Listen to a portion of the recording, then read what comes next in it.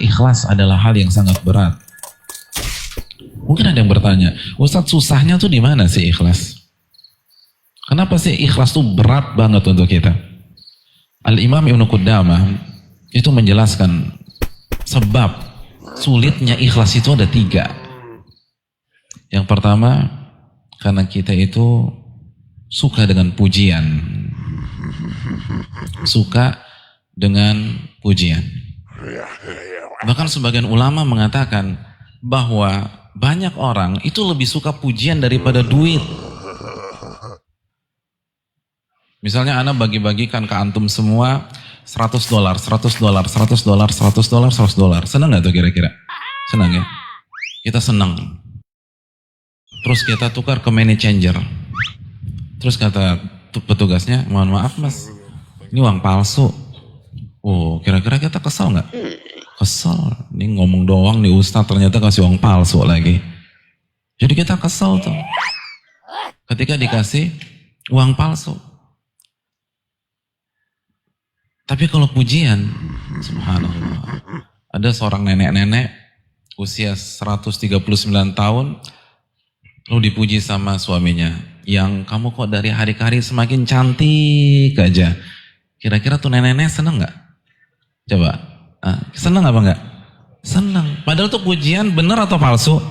Palsu, gak ada ceritanya nenek-nenek setiap hari tambah cantik kan gak ada. Itu bohong. Tapi kita seneng. Kita tahu nih pujian gak benar. Beda sama duit. Lihat bagaimana kecintaan manusia terhadap pujian. Dan ini kan yang harus ditanggalkan. Karena apa? Karena penyakit kronis dalam keikhlasan apa? Riya. Apa sih definisi riya? Al-Hafidz Ibnu Hajar mengatakan riya itu memperlihatkan amalan di hadapan manusia agar dipuji oleh mereka. Pujian lagi. Penyakit keikhlasan apa? Sum'ah. Sum'ah apa? Memperdengarkan amal ibadah agar manusia tahu dan dia puji kita. Pujian lagi. Jadi ini jadi masalah. Karena kita suka dipuji orang.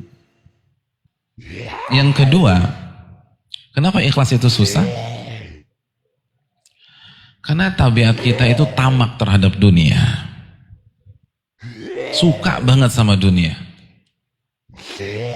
Wa tuhibbunal mala hubban jamma, kata Allah dalam surat Al-Fajr.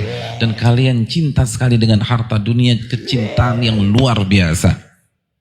Nabi SAW mengatakan, kalau seorang anak Adam memiliki emas sebanyak sebuah lembah, apa yang terjadi? Labtagha ilaihi lahu thaniya, dia akan cari lembah emas yang kedua. Dan kalau dia punya lembah emas yang kedua, labtagha ilaihi lahu thalitha, dia akan cari lembah emas ketiga. Kapan tren ini berakhir? Wala yamla'u jawfa bani Adam illa turab, dan tidak ada yang mengisi perut anak Adam sampai penuh kecuali tanah. Maksudnya apa? Dia akan mengikuti tren itu sampai mati. Ini yang bisa menyelewengkan kita kepada ketidakikhlasan. Ketika kita mengharapkan dunia, ketika kita mengharapkan jabatan dari amal ibadah kita, ini yang susah membuat kita bertahan. Karena kecintaan kita kepada dunia itu luar biasa. Lalu yang ketiga, kata Ibnu Qudamah, karena tabiat kita nggak suka dicela orang. Ketika kita suka pujian, otomatis kita nggak suka dicela. Maka kita akan berusaha melakukan apa saja untuk membuat kita diterima oleh komunitas kita. Kita akan berusaha beribadah agar kita nggak dibully oleh orang, nggak dicela oleh orang, nggak dicaci oleh orang. Akhirnya orientasinya manusia, bukan Allah Subhanahu wa Ta'ala. Jadi ini yang jadi masalah nih. Kalau kita bisa hilangkan 3 penyakit ini, insya Allah kita bisa mendapatkan keikhlasan.